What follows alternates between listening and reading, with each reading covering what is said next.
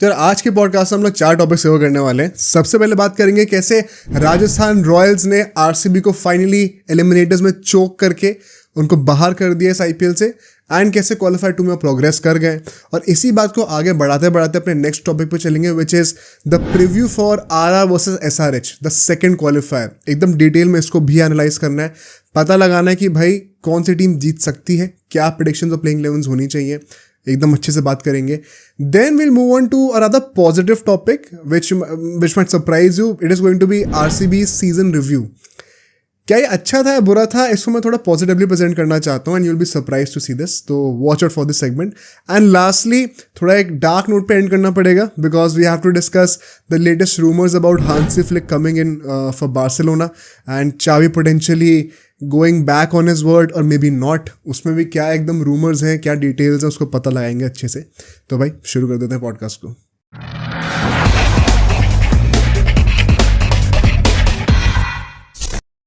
So starting with Rajasthan Royals versus royal Challengers Bangalore. देखो, इस match को एनालाइज करने से पहले मैं एक चीज़ ज़रूर बोलना चाहता हूँ।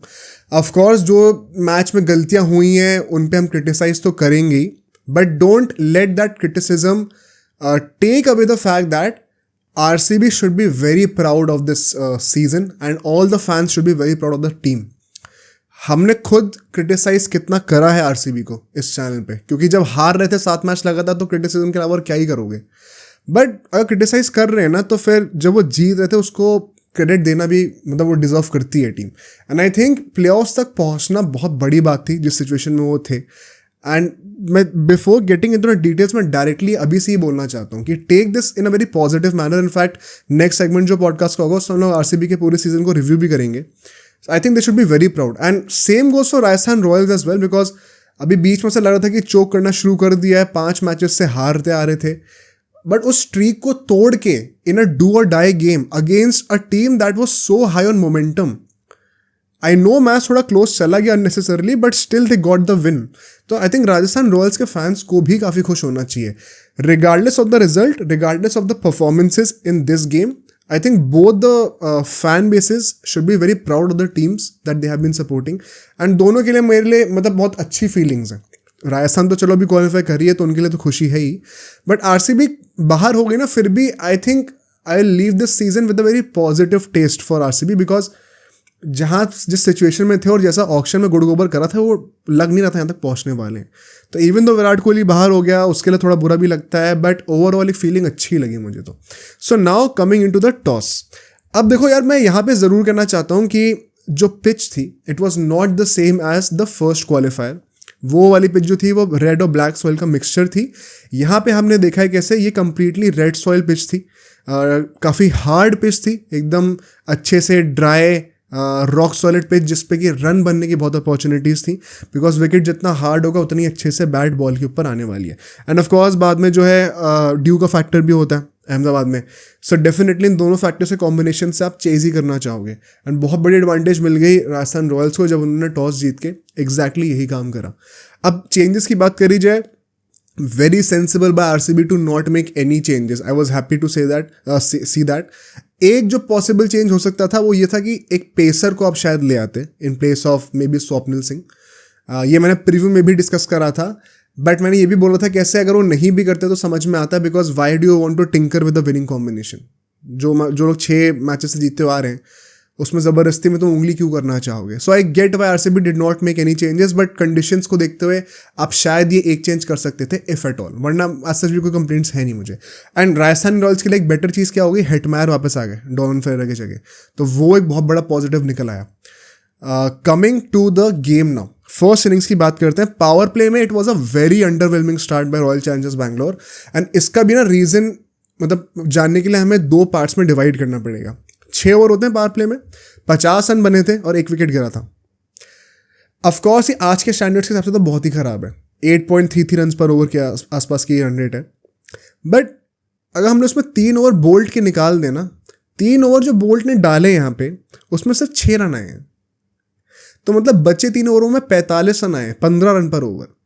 सो ये आरसीबी का जो ओवरऑल टोटल इतना खराब लग रहा है, 45 भी क्या मतलब 44 रन हैं, ये जो ओवरऑल टोटल खराब लग रहा है देखने में, वो it's single handedly thanks to Trent bolt.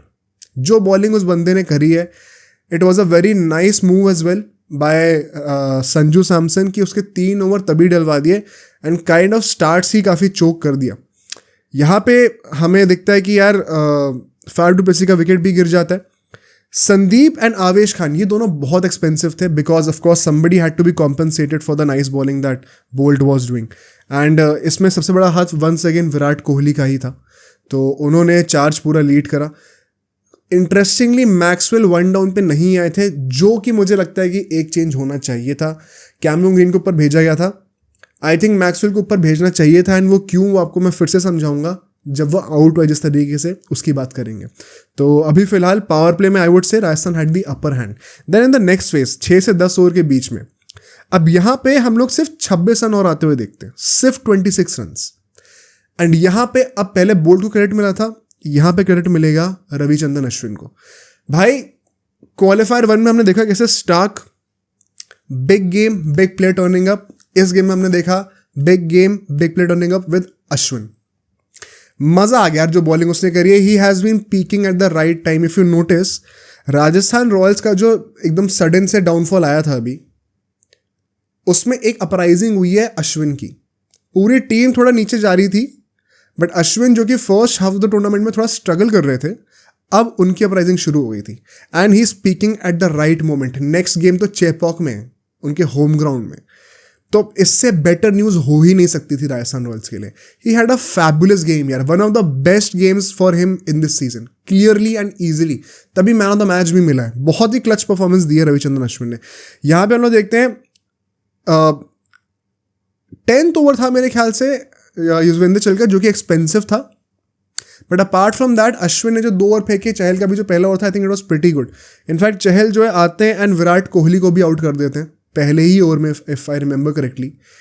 And Virat Kohli को मैं क्रिटिसाइज नहीं करूंगा इस चीज़ पे, बिकॉज वंस अगेन अगर हम लोग विराट कोहली से एक्सपेक्ट कर रहे हैं कि वो हाई स्ट्राइक रेट से खेले, स्लॉग स्वीप मारे, रिस्क ले ज़्यादा, तो एक ऑड गेम बीच में ऐसा आएगा ही आएगा जहाँ पे फिर वो विकेट भी देगा। तो this is the deal that you have to make with the devil. अगर आपको अटैकिंग क्रिकेट खेलना है then you should be prepared for those times जहाँ पे आप शायद एक रिस्की शॉट खेलते हुए जल्दी आउट भी हो सकते हो। बड़ा आसान था विराट कोहली के लिए वहाँ पे बॉल टैप करके सिंगल लेके पूरे 20 ओवर खेलना। वो उस लेवल के फॉर्म में अभी है कि उसको वो चाहे तो आउट नहीं होगा T20s में, बट वो रिस्क लेना पड़ता है। This is what modern T20 is. तो when we were criticizing him for a low strike rate, now that he is trying to work on it, let's support him. तो I think मैं तो बिल्कुल खुश था जो अप्रोच था विराट कोहली का वहाँ पे, उससे कोई इशू है ही नहीं मुझे। द नेक्स्ट 5 ओवर्स, अब यहाँ पे हम लोग देखते हैं अश्विन ने फिर से गेम बदला है। Once again the star of the phase was Ravichandran Ashwin. यहाँ पे हम लोग देखते हैं मैक्सवेल और कैमरन ग्रीन, दोनों को 2 बॉलों के अंदर दोनों ऑस्ट्रेलियंस को अश्विन ने निपटा दिया। देखो कैमरन ग्रीन तो जो आउट हुआ सो हुआ। Let's discuss Maxwell. बंदा पहली बॉल पे आके टिल्ला मार रहा है, सामने लॉन्ग ऑन या लॉन्ग ऑफ पे कैच हुआ था। क्या सेंस था उस शॉट का जब आपको पता फॉर्म में नहीं हो? पहली बॉल पे छक्का मारने वाला जो एटीट्यूड है, अगर आप फॉर्म में तो बहुत ही अच्छी बात है भाई, कर भी दोगे एग्जीक्यूट। जब आपको पता है आप one of the biggest liabilities हो टीम की, और आपकी टीम स्ट्रगल कर रही है, रन रेट कोई खास चल नहीं रही है। 10 ओवर के बाद इन लोग के सिर्फ 76 रन थे, बहुत कम रन है। तो आपको ज़रूरत है यहाँ से कि भाई अभी अभी कैमरन ग्रीन आउट हुआ है, विराट कोहली भी जा चुका है, फैफ डू प्लेसी भी जा चुका है, अब ज़्यादा लोग बचे नहीं हैं, तो मैं ही रिस्पॉन्सिबिलिटी ले लेता हूँ ना। फिर से विकेट फेंक दिया उसने। इसीलिए मेरा जो पॉइंट ऑफ व्यू था कि मैक्सवेल को नंबर 3 पे भेजो, because batting at number 3 will passively send you a signal कि भाई तेरे को रिस्पॉन्सिबिलिटी दी गई है, ये बर्डन उठा, विकेट थ्रो मत करियो। नीचे आके ना थोड़ा बहुत वो एक्सक्यूज मिल जाता है कि यार मैं तो, मेरा रोल ही यही है, मैं नीचे आ रहा हूँ, फिनिशर रोल है मेरा, तो मैं क्यों ना मारने जाऊँ। तो मेंटली वो एक्सक्यूज दो ही मत ना उस बंदे को। कैमरन ग्रीन वैसे भी नंबर 5 में बैटिंग कर ही रहा था ना, और ठीक करने लग गया था। So I did not get why he was not batting at number 3, and that could have possibly contributed, because now he gets an easy excuse कि भाई मेरा रोल यही था तो मैं मारना तो जाऊँगा ही ना, दिख गई फ्लाइटेड डिलीवरी, क्यों ना मारने जाऊँ। एंड उसी में अश्विन इतना स्मार्ट है, उसने निकलवा दी एज बढ़िया से, ओवर स्पिन करा के एज निकाल दी, बड़ी इजीली आउट हो जाता है। एंड वहाँ से गेम जो है, मतलब RR got in such a position जहाँ से फिर मेसअप करना बहुत मुश्किल हो गया था। Because by the end of the 15th over 125 run थे एंड 5 विकेट गिर चुके थे. तो most of the batting was done for. And यहाँ पे आवेश खान जो है वो पट्टीदार को आउट करते हैं. एंड फिर दिनेश कार्तिक के ऊपर एक सीन होता है, उसके बारे में ज़रा बात कर लेते हैं. बाय द वे चहल इस फेज में फिर से एक्सपेंसिव थे बहुत, उन्होंने ही थोड़ा मोमेंटम रूइन करा था बीच का अनफॉर्चुनेटली. बट दिनेश कार्तिक की बात करते हैं. जो LBW वो हुआ था, ये चीज़ मैंने तब ट्वीट भी करी थी. RCB के साथ पता है क्या इशू है. अभी मैं फैंस की तारीफ कर रहा था बहुत, अभी मैं क्या था कि भाई खुश रहो अपनी टीम से. Now it's time to call them out as well. RCB के फैन बेस इतना बड़ा है ना, ये मैंने पहले ही बोला हुआ है कि जब जितना फैन बेस बड़ा होता रहेगा, कि जितना आप मेन स्ट्रीम होते रहोगे, उतनी ही आपके फैन बेस में ऐसे भी लोग आते रहेंगे जो कि जेन्युइनली क्रिकेट को ज़्यादा फॉलो करते हैं नहीं, वो एवरेज फॉलोअर्स हैं सिर्फ. एंड वही सबसे ज़्यादा गंद मचाते हैं सोशल मीडिया पे. एक बार ज़रा याद करना, जब वो KKR वाला मैच हुआ था, उसमें कितना फालतू का प्रोपेगेंडा फैलाया गया था RCB के फॉलोअर्स से कि भाई नारायण की वो नो बॉल है, ये चौका नहीं वो छक्का है, ये है वो है. वो सारा हमने अपने पॉडकास्ट में भी फोटोज़ के साथ प्रूफ करा था कि कैसे ये फालतू का प्रोपेगेंडा है. सारे डिसीजंस लेजिट थे. But even though photographic proof है, just look at the power of social media की पूरा नैरेटिव इतना स्ट्रांगली ओवर पावर कर रखा था RCB फैंस ने कि सच सामने आने ही नहीं दिया पब्लिकली. ठीक है, आज दिनेश कार्तिक के साथ जो हुआ LBW में, जब उसका बैट जो है उसके पैड पे लग रहा था और उस आवाज को स्नीकोमीटर पे देख के अंपायर ने अज्यूम कर लिया कि बैट बॉल पे लग रही है. अब बोल दो जरा मैच फिक्स्ड है. RCB फैंस ने बहुत हल्ला करा था कि मैच फिक्स्ड है, KKR वाला ये था वो था, हमेशा हमारे अगेंस्ट ऐसा क्यों होता है. अब बोल दो स्क्रिप्टेड है, बोल दो फिक्स्ड है. अब क्यों नहीं बोल रहा कोई? क्योंकि राजस्थान रॉयल्स की PR उतनी है ही नहीं, कि उनकी फैन बेस इतनी एक्टिव या उतनी बड़ी है ही नहीं कि वो एक एजेंडा फैला पाए सोशल मीडिया पे. Just imagine if the tables were reversed, RCB की फैन बेस कितना रोना करती भाई. And it's not just about RCB, जो भी मेन स्ट्रीम फ्रेंचाइज है वो सभी का ये हाल है. But RCB more in particular because they cry about fixing so much. जब कोई प्रूफ ना हो ना, तो accept what is in front of you. Because let me tell you, the umpiring standards have been pathetic for sure, but they have been pathetic for every single team. ऐसा नहीं है कि सारे अंपायर्स जानबूझ के घटिया डिसीजन देते हैं सिर्फ RCB वाले गेम में और उनके अगेंस्ट. बिकॉज ये जो थर्ड अंपायर ने once again, this was pathetic, this was a school boy error and you don't need any qualification degrees to understand how big of a blunder it was. जो umpires को qualification degrees चाहिए होती हैं, जो courses और test pass करने होते हैं BCCI के, हम सब ने तो वो अप्लाई नहीं करा ना. हम भी घर बैठे बैठे देख सकते हैं. अगर आप ऐसा एरर करके दे रहे हो ना, तो भाई फिर शर्म की बात है.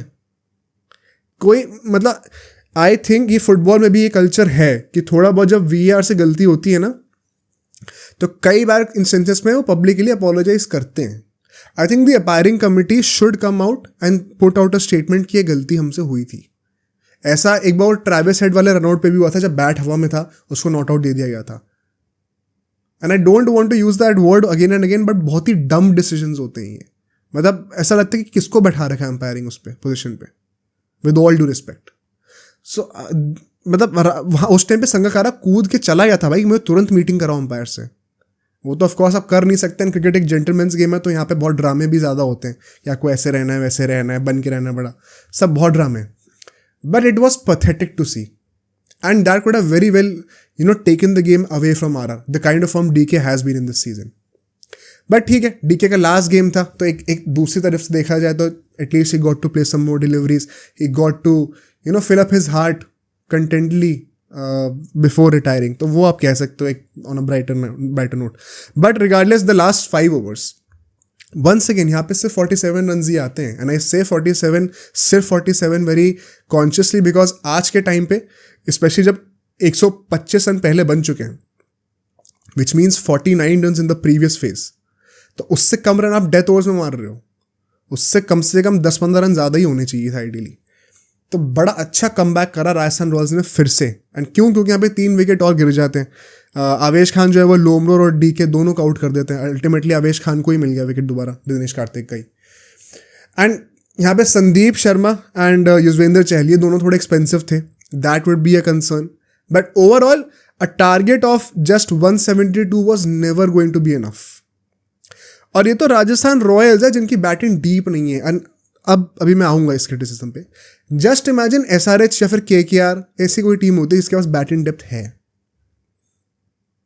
ये गेम शायद 19-20 ओवर तक जाता भी नहीं, शायद 15 ओवर के अंदर ही गेम खत्म हो गया होता। That is how dangerous the modern T20 approach is. Regardless, coming to Rajasthan Royals, ये गेम इतना डीप गया ही क्यों? 2 रीजन हैं। पहला रीजन क्या है, आप 5 मैचेस से हार तो है क्या, मतलब एक तो चलो वॉश आउट हो गया था, but you get what I mean, जीतते हुए नहीं आ रहे थे, एक बार भी जीत या फिर सक्सेस टेस्ट नहीं करा था, तो वो थोड़ी बहुत रस्टीनेस और वो प्रेशर होता है, डाउनवर्ड मोमेंटम का प्रेशर होता है। वो दिमाग में सबकॉन्शियसली एक बात बैठी होती है कि हमारा फॉर्म अच्छा नहीं चल रहा, ट्रैजेक्टरी अच्छी नहीं चल रही, बुरा टाइम चल रहा है, एंड उसके वजह से आप ज़्यादा अंडर प्रेशर खेलते हो। तो एक रीज़न तो वो था कि ये गेम इतना डीप क्यों गया। सेकेंड रीज़न, ये मैं सीज़न के स्टार्टिंग से कह रहा हूँ, राजस्थान रॉयल्स ने एक बहुत बड़ी गलती करी है। They don't have depth, they don't have allrounders. And I think ये मुझे इस बात के लिए थोड़ा क्रिटिसिज्म मिला था इनिशियल फेज में जब राजस्थान रॉयल्स सारे मैचेस जीत रही थी, but as the tournament progress people started realising, and so I got a lot of comments also जो कहते हैं कि हाँ मैं एग्री करता हूँ इस बात से, बिकॉज ये जेन्युइनली कंसर्न था यार। ये आप स्क्वाड को एनालाइज करते हैं IPL से पहले, तो भी सबसे जो पॉइंट ब्लैंक भी जो आपको दिख रहे हैं ना, एक प्रॉब्लम, सबसे बड़ी प्रॉब्लम यही थी। नंबर 7-8 के बाद बैटिंग डेप्थ नहीं है, बॉलिंग में सिर्फ 5 ही बॉलर से ओवर कराने हैं। तो अगर आपके पास ऑप्शंस ही अवेलेबल नहीं है, देखो आज राजस्थान रॉयल्स इतना फंस के क्यों खेली, बिकॉज दे न्यू कि हमारे पास इतने विकेट नहीं है पीछे कि हम अभी रिस्क लेके एक्सप्रेस कर पाए अपने आप को फ्रीली, तो वो डर बैठ जाता है। At a point of time मुझे याद है 2-3 विकेट गिरे थे राजस्थान रॉयल्स के, एंड उस वक्त ऐसा डर के खेल रहे थे जैसे कि पता नहीं 5-6 विकेट गिर गए हों कि अब टेल अंडर आ गए। वो थॉट ही क्यों आया? क्योंकि उन्हें पता है पीछे बैटिंग डेप्थ नहीं है। अगर उन्हें पता होता पीछे 5-6 बैट्समैन और पड़े हुए हैं तो खुल के खेलते ना। ये प्रॉब्लम होती है डेप्थ ना होने पे, and I think this could be a big factor why Rajasthan Royals may not win the IPL this time. जीतेंगे तो बात वही है, एक अच्छी चीज़ उनकी क्या हुई है कि डेप्थ नहीं है, लेकिन जो इंडिविजुअल्स है वो अपने डे पे सारे मैच विनर्स हैं, तो they more or less compensate for this problem of paper over the cracks very easily. But वो कब तक करेंगे? इसीलिए वो लॉ ऑफ एवरेजेस जब कॉट अप हुए तो लोग हारना शुरू हो गए। Regardless, coming to the second innings, 47 run बनते हैं पहले पावर प्ले में और 1 विकेट गिरता है। Once again a very underwhelming start. क्यों? क्योंकि भाई डेप्थ नहीं है, डर के खेल रहे हैं, हारना नहीं चाहते, फियर ऑफ फेलियर है, यही होता है एग्जैक्टली। अब यहाँ पे कैडमोर आउट हो जाते हैं, बट नोटिस हाउ हमने प्रीव्यू में डिस्कस किया था, अगर जायसवाल एक लंबे इंटेंट से खेलने का जाएगा तो उसमें राजस्थान रॉयल्स का फायदा ही है। I think he should stop throwing away his wicket, especially now that Butler is not there. He will have to take up more responsibility. Let the role of free power hitting rely on the shoulders of Cadmore. तुम वो responsibility लो कि मैं थोड़ा deep खेलूंगा, because once again depth नहीं है, तो openers में से किसी एक को तो क्लिक करना ही पड़ेगा। कब तक नहीं करोगे? आई थिंक एक वो अच्छा अप्रोच मुझे दिखा, इसी के चलते हुए ऑल दो रन्स कम थे, बट मैं सोचा था कि चलो कम से कम बैट्समैन जो मेन है वो टिके हुए हैं अभी भी, ये पॉजिटिव था।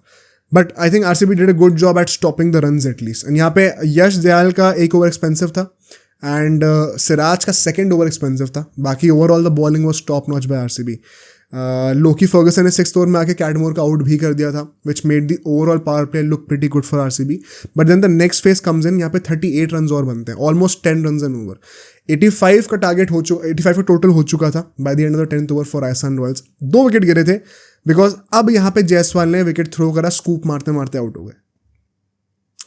तो ये जो इंटेंट था, I think he should be carrying this forward. Guys who are in form like Sanju, like Riyan Parag, they will anyway look to resort to power hitting. जब उन्हें लूज बॉल मिलेगी तो they would not wait or hesitate in trying out for a 6. तो जब दूसरे and से run rate बन रही है और आप चेस कर रहे हो और एक हाई टोटल नहीं है, अब तो नेट ऑन नेट का भी इशू नहीं है ना, सिर्फ चेस करने से मतलब है। पहले बैटिंग कर रहे हो तो हाँ, ही हो सकता है कि भाई रन ज़्यादा बनाने, बट चेस कर रहे हो तो आपको पता आपको कितने रन बनाने एग्जैक्टली। तो क्या ज़रूरत थी वो शॉट खेलने की, मुझे समझ में नहीं आया। Once again I could not understand why Jaiswal was playing the way he did. But ठीक है, क्या ही कर सकते हैं यहाँ पे. कैमरन ग्रीन ने विकेट लिया था, who once again I think had a stellar game by his bowling standards. With the ball, he was absolutely exceptional, and it is a big positive for RCB that we'll discuss in the next segment when we do the season review. Next phase में 10 से 15 over के बीच में अब यहाँ पे हम लोग देखते हैं कि 41 रन और बनते हैं, which is not too much to be very honest, but 2 wicket और गिर जाते हैं. अब यहाँ पे ज़बरदस्ती गेम फंसने लग गया. देख रहे हो आप, जैसे ही वो तीसरा विकेट गिरा ना, उसके बाद ठुस होना शुरू हो गए, विच इज़ वाई यू सी कि यहाँ पे रन भी सिर्फ 8 रन पर ओवर की इकोनॉमी से बने. एंड फिर then another wicket falls down, जिसकी वजह से प्रेशर और आईडी हो गया, फिर हेटमायर वगैरह पे रिस्पॉन्सिबिलिटी आ गई थी. सो जुरेल जो है यहाँ पे रन आउट हो जाते हैं. बेसिकली मेन प्रॉब्लम वो थी. एंड आउट कैसे होते हैं? विराट कोहली के एथलेटिसिज्म पे. हमने वो शशांक वाला रन आउट डिस्कस किया था. This is once again a testament to Virat Kohli's hours in the gym. Harsha Bhogle ने बहुत ही बढ़िया बात बोली. It was a new perspective to look at that run out, which was कि आप रन आउट में यूजुअली क्या कहते हो? आप तारीफ करते हो कि भाई डायरेक्ट हिट मार दिया, ये कर दिया, वो कर दिया. क्या कहते हैं, एक्यूरेसी की तारीफ कर देते हैं आप लोग. थ्रोइंग आर्म में कितनी स्ट्रेंथ है उसकी तारीफ कर देते हैं. लोग ये भूल जाते हैं कि वो रन आउट एग्जीक्यूट करने के लिए एक्यूरेसी वगैरह तो बाद में आती हैं. पहले आपको उस बॉल को पकड़ने के लिए वहाँ तक पहुँचना है जल्दी से जल्दी, ताकि आप एक चांस क्रिएट कर पाओ कि उसमें आप थ्रो भी कर रहे हो एक्यूरेटली. उससे पहले आता है कि आप बॉल तक पहुँच कितने टाइम में रहे हो. And that is the real testament to Virat Kohli's fitness. And that, I think that's a new way to look at it, which I had never thought of. And it's the best and the perfect way to give credit to Virat Kohli's work ethic. इससे ज़्यादा मैं क्या ही कहूँ. But यहाँ पे catch पता है क्या है? वो एक्चुअली में आउट नहीं था. ये चीज़ मैंने बाद में चेक करी जाके. And once again, no RCB fan would now say कि फिक्स्ड है कुछ है. जो लॉ है ना, लॉ के अकॉर्डिंगली क्या होता है, जिस हाथ से आप रन आउट कर रहे हो, विकेट को मार रहे हो, उस हाथ में you should be holding the ball. The ball should be held in the hand that is in contact with the wickets at the time of dismantling दम. ये लॉ में लिखा हुआ है, मैंने चेक करा बाद में जाके. एंड जिस हाथ से कैमरन ग्रीन ने विकेट्स को हटाया था, उस हाथ में बॉल नहीं थी. उस हाथ पे, मतलब बॉल मानो लेफ्ट हैंड पे है और राइट हैंड से वो विकेट्स को हटा रहा है, तो जो लेफ्ट हैंड की बॉल है वो राइट हैंड के पाम या रिस्ट के आसपास कहीं टच कर रही थी. विच मेरा भी इनिशियल थॉट ये था कि मतलब आउट ही होना चाहिए ना, क्योंकि फिर वो कॉन्टैक्ट में, अगर बॉल हाथ के कॉन्टैक्ट में और हाथ विकेट के कॉन्टैक्ट में, तो उसको आउट मानो.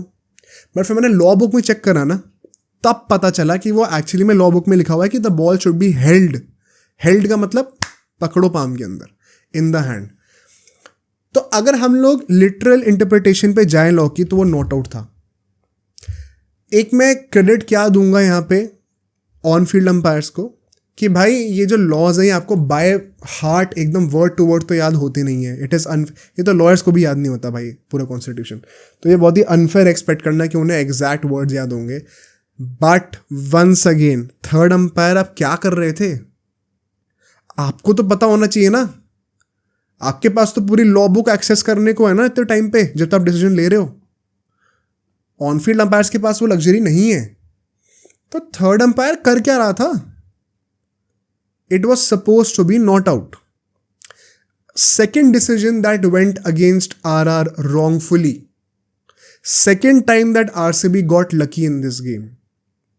Why do I not hear anybody crying on social media right now?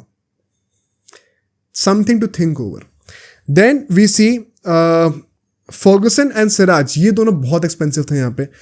And Riyan Parag भाई, Riyan Parag once again was carrying the game till the end. Sanju Samson तो आउट हो चुके थे तब तक. हेटमायर आते हैं. Hetmyer unfortunately could not make a big difference, because then we going to see कि आखिरी के 5 ओवर में आई थिंक सिराज एक ओवर करने आता है, 17th ओवर था, थर्ड लास्ट ओवर था शायद, उसमें वो रियान पराग और हेटमायर दोनों को आउट कर देता है. And all of a sudden you are once again saying कि लास्ट 2 ओवर में 13 रन ही चाहिए सिर्फ, बट 6 विकेट गिर चुके हैं. पॉवल और अश्विन खेल रहे हैं, दोनों नए बैट्समैन स्ट्राइक पे हैं. And you are not sure कि गेम पक्का राजस्थान जीतने वाली है कि नहीं. एक और विकेट गिरता, वहाँ से प्रेशर बन जाता. यही प्रॉब्लम है राजस्थान रॉयल्स के साथ. बट थैंकफुली पॉवेल बहुत ही काम हेडेड था. एंड फर्गूसन ने गुड गोबर कर दिया जब when it mattered the most. Third man और पॉइंट को सर्कल के अंदर लेके आउटसाइड ऑफ स्टंप एक यॉर्कर मारने जा रहे हैं भाई साहब. पॉवल ने बड़े दिमाग से पेशेंटली उस बॉल को स्टीयर करा, एंगल पे मारा, बस छू दिया बॉल को. पॉइंट और थर्ड मैन के बीच में से बॉल निकल गई. 2 चौके मेरे ख्याल से ऐसे लगे थे उस टाइम पे. अब फिर तो गेम खत्म ही हो गया ना, जब रन ही 12-13 चाहिए, 2 चौके लग गए, अब तो गेम बचा ही क्या. फिर छक्का मार दिया उसने. So very cool finish, cold finish by Powell. बड़ी रिस्पॉन्सिबल फिनिश लगी मुझे. And with this RCB has been officially eliminated from IPL 2024. Very positive outlook to have for RCB. I think all the fans should have that. अभी next segment में discuss करते हैं. As far as Rajasthan is concerned, I think the biggest positive for them is that they got over the finish line. Because अगर मैं वैसे सोचने पे आऊँ तो बैटिंग बहुत promising मुझे लगी नहीं. बॉलिंग में positives बहुत थे, especially in the power play. But batting में आई एम स्टिल फीलिंग कि काफ़ी केजी लग रहे हैं देखने में. सो वो अब कैसे सॉर्ट आउट करेंगे उन्हें सोचना पड़ेगा. And this could be a cause of concern for the game against SRH. उसको भी अभी प्रीव्यू करते हैं आगे जाके. But overall I think Rajasthan Royals को फिलहाल तो ये देखना चाहिए, take 1 game at a time. अभी इम्प्रूव करने का टाइम इतना बचा नहीं है, तो do whatever it takes to win that game. बस 2 गेम की बात है, उस अप्रोच से ही चलना चाहिए अभी तो. Moving to the next segment which is the season review for Royal Challengers Bangalore. Once again before starting this review I must say RCB के सारे फैंस को बहुत ज़्यादा प्राउड होना चाहिए अपनी टीम से. जिस तरीके से उन्होंने ये सीजन फिनिश करा है, प्लेऑफ्स में आना बहुत बड़ी बात है. I prove it to you how RCB over delivered, the team over delivered on the expectations by reaching the playoffs. इस सीजन को ना आरसीबी का एनालाइज करना इतना मुश्किल है. इन लोगों ने परफॉर्मेंस ऐसी दी है तो इसको ना एकदम ब्लैक एंड वाइट में हम लोग जज नहीं कर सकते सीजन को. एंड सो मैंने क्या सोचा है, I will first discuss the first phase, जहाँ पे ये लोग 7-8 मैचेस लगातार जो हारे थे, जो बहुत ज़्यादा स्ट्रगल कर रहे थे, उसमें क्या गलतियाँ थी वो सारी निकल के आ जाएंगी. Then we'll discuss the golden phase, जो कि सेकंड फेज था, जहाँ पे सारे मैचेस लगातार जीतते आ रहे हैं. वहाँ पे क्या क्या चीज़ें अच्छी हो गई एकदम से. एंड इन दिस प्रोसेस, इन दोनों पॉइंट्स के बीच का जो ब्रिज है ना, कि ये प्रोसेस में आए कैसे, वॉट थिंग्स चेंज्ड, जिसकी वजह से वो लोग एकदम बॉटम से ऊपर आ गए. इन दोनों एक्सट्रीम पॉइंट्स को एनालाइज करते करते हम ये बीच के प्रोसेस भी समझ जाएंगे. ठीक है, तो इसी बहाने हमारा पूरा एक डिटेल्ड होलिस्टिक एक रिव्यू हो जाएगा आरसीबी के पूरे सीजन का. And so first starting with the dark phase, जहाँ पे ये लोग स्टार्टिंग में बहुत ज़्यादा स्ट्रगल कर रहे थे. Let's try to find out some reasons कि ये लोग क्यों इतना बकवास खेल रहे थे. ठीक है, मेरे पर्सनली 5 रीजंस होने वाले हैं जिसकी वजह से हम लोग सारे डिपार्टमेंट्स कवर कर लेंगे.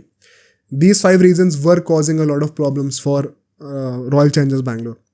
The first and the most important reason, it had nothing to do with the field. It was your pathetic performance in the auction.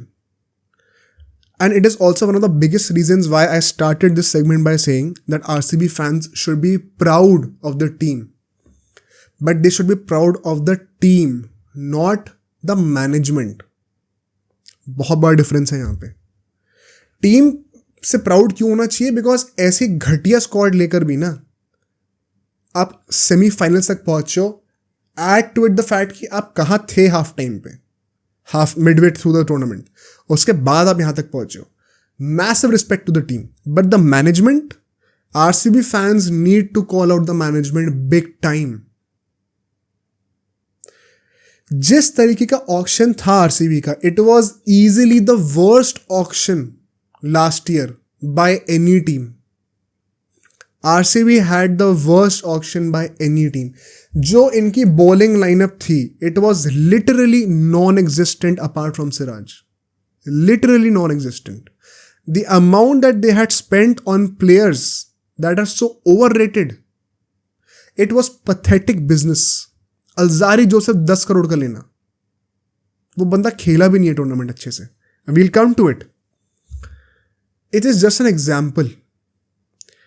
आप ऐसे स्पेंडिंग, लग्जूरियस स्पेंडिंग ऐसे प्लेयर्स पे कर रहे हो, while you let go of Coetzee जो कि 5.25 करोड़ में बिका है, while you let go of Madushanka, while you let go of Chameera. क्या पॉइंट था? कोई पॉइंट नहीं था भाई। कमेंट्स के लिए बिड कर रहे हो पता नहीं क्या सोच के, इतने पैसे नहीं थे। I think RCB messed up big time, and so for the first time in long years I saw how season शुरू होने से पहले आरसीबी फैंस खुद भी बहुत ज्यादा हाइप कर नहीं रहे थे इस सीजन को। अगर आरसीबी फैंस इतना हल्ला नहीं कर रहे हैं ना of all the fan bases, then समझ जाओ ऑक्शन में मैनेजमेंट ने कितना गंदा मैसअप करा हुआ है। I think this was the biggest reason why, even though they qualified for the playoffs, they finished at 4th, why they could not go ahead. The team was no match, especially for SRH and KKR. अगर वहाँ से पाला भिड़ जाता तो। So on paper ही बहुत weak team थी। Next बात पे चलते हैं। The next point is Faf du Plessis captaincy and bowling. Bowling कह रहा हूँ, batting। वाह भाई, bowling कह दिया। यार देखो, बैटिंग का तो इशू बहुत ही ब्लैक एंड वाइट में दिख जाता है, बिकॉज स्टैटिस्टिकली वो सब प्रूव हो जाता है। And we all know how first half of the tournament में Faf du Plessis was struggling massively, which is why काफ़ी रिस्पॉन्सिबिलिटी विराट कोहली के ऊपर आ गई थी, एंड फिर वो स्ट्राइक रेट पे भी क्वेश्चन आ रहे थे। But Faf du Plessis the captain was equally bad यार। मतलब he was easily one of the worst captains in this season, अगर हम लोग 7-8 मैचेस के बाद टूर्नामेंट को बंद कर देते तो। He was fighting for the worst captain award easily. चाहे वो टीम के चेंजेस ले लो, टीम के कॉम्बिनेशंस ले लो, the unexplainable rotation of batting order, कभी कोई कहीं बैटिंग कर रहा है, कभी कोई कहीं कर रहा है। The captaincy lagged clarity, lagged improvisation, intuitive thought. ऐसा लग रहा था that he is just running through the emotions, that he is just trying to make do with whatever he has. He had some better options on the bench, उनकी तरफ देखा ही नहीं जा रहा था।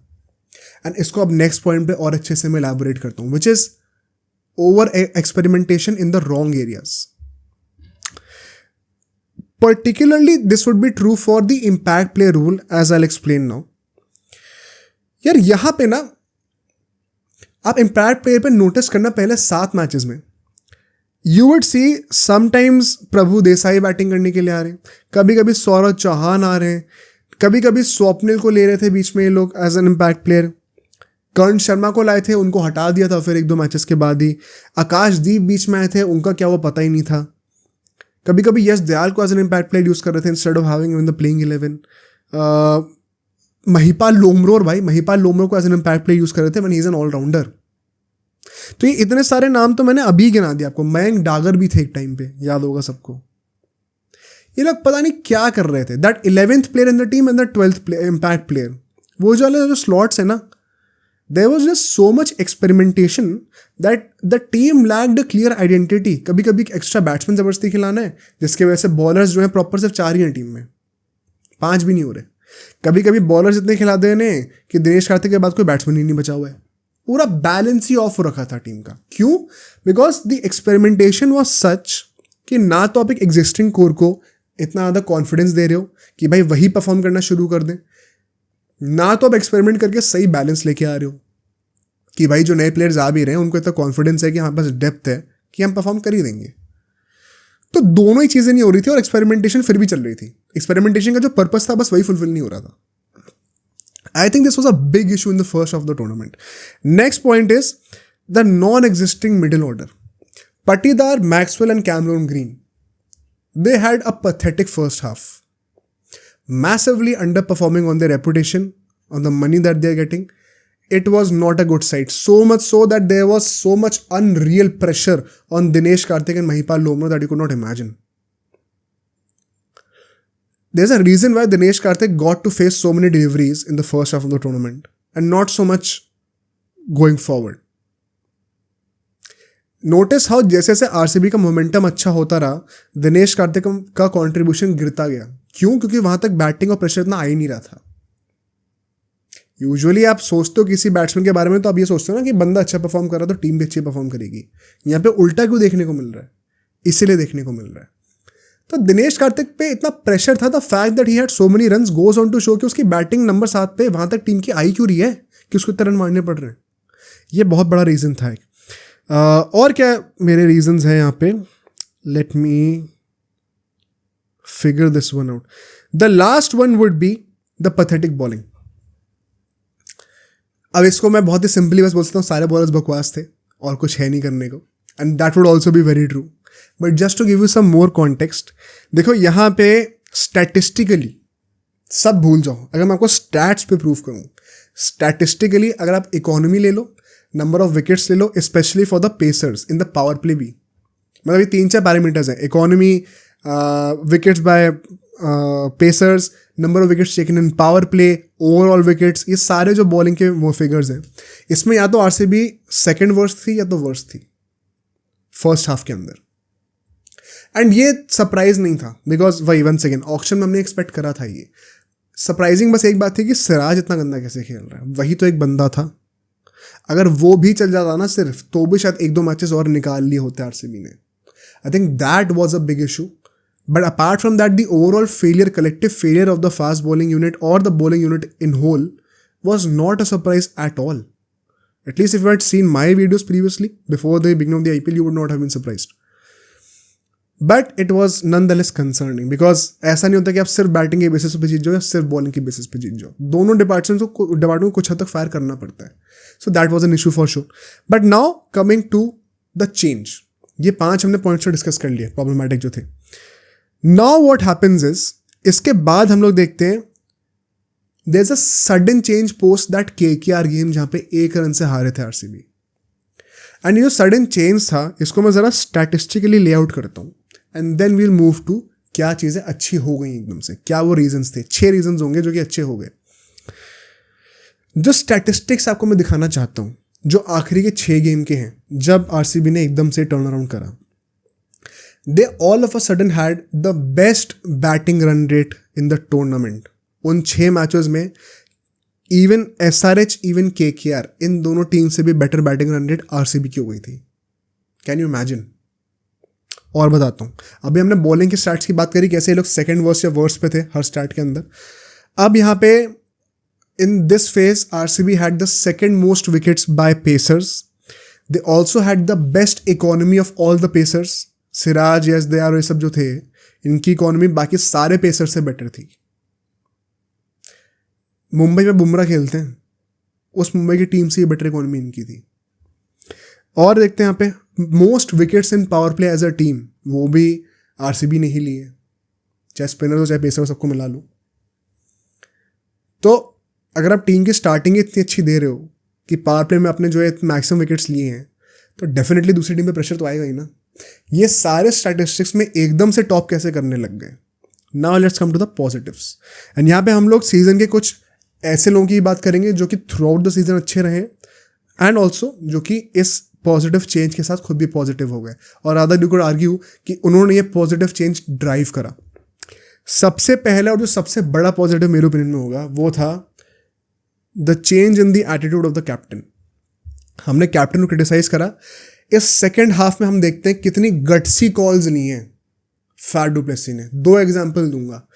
अल्जारी जोसेफ, जो कि आपका 10 करोड़ का शायद सबसे एक्सपेंसिव बाय था ऑक्शन का, उसको आपने बेंच कराया, खिलाया ही नहीं सेकंड हाफ में।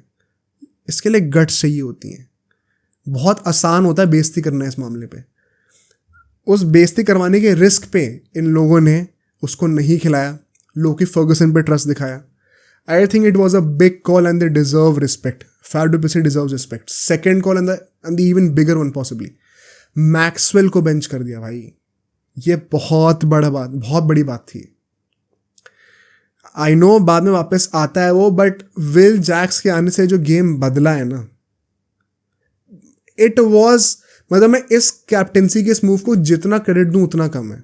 बहुत गट्सी कॉल थी ये, and we usually don't associate a lot of gutsy calls with RCB's management, but उन्होंने ये चीज़ करी एंड इसके लिए वो क्रेडिट डिजर्व करते हैं। इसके रिजल्ट्स भी उनको मिले, उनका फ़ायदा उनको दिखा। I think this was a top notch result and it was a top notch move by Faf du Plessis and the management, if at all they were involved. बहुत बड़ी कॉल थी ये, मैं जितना बोलूँ ना उतना कम है इसके लिए। तो मुझे लगता है बहुत इंपॉर्टेंट पॉइंट था ये। इसके बाद बात करते हैं what were the next one, the pacers और the bowling combination, they started to click. सबसे बड़ा इसका फैक्टर है Siraj and Yash Dayal, the Indian pacers. Look at their performance.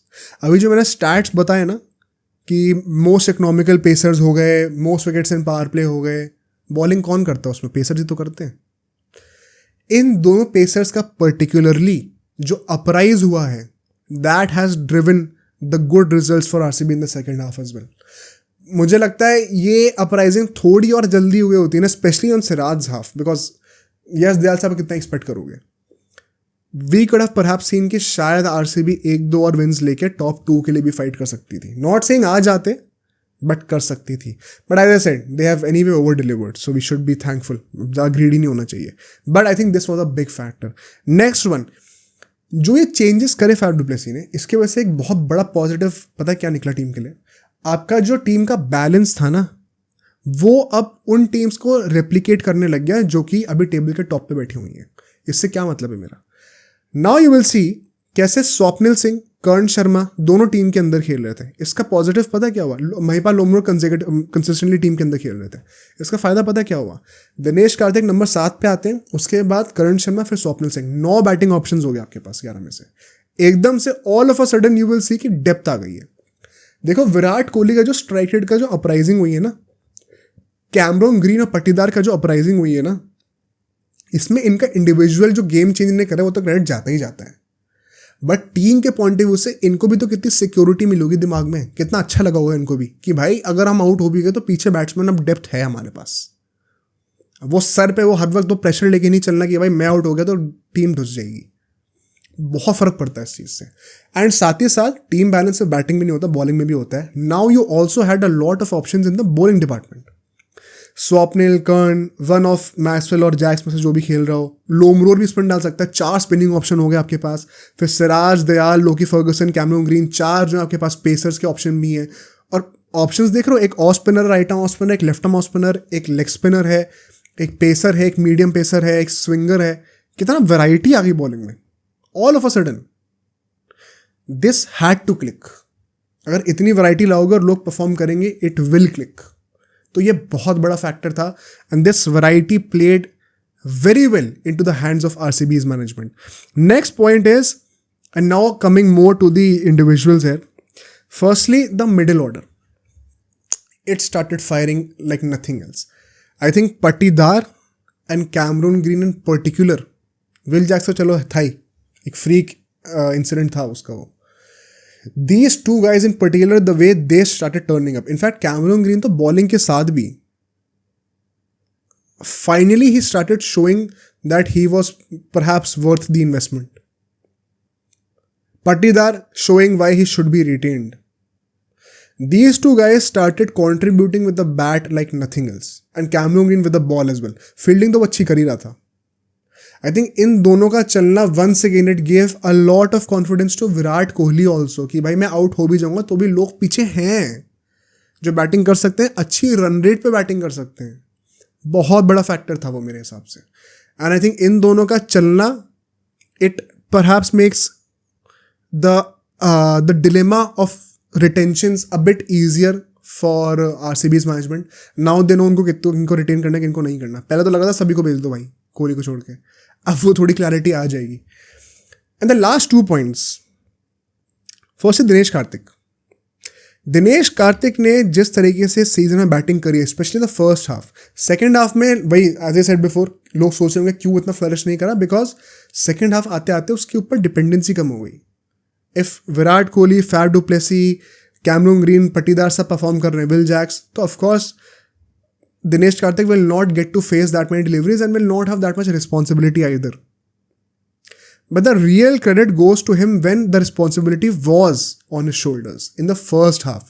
जब पता था कि मैं नंबर 7 पे खेल रहा हूँ, मेरे पीछे भी डेप्थ भी नहीं है इस वक्त. By this time Karn Sharma and Swapnil were not regulars in the team.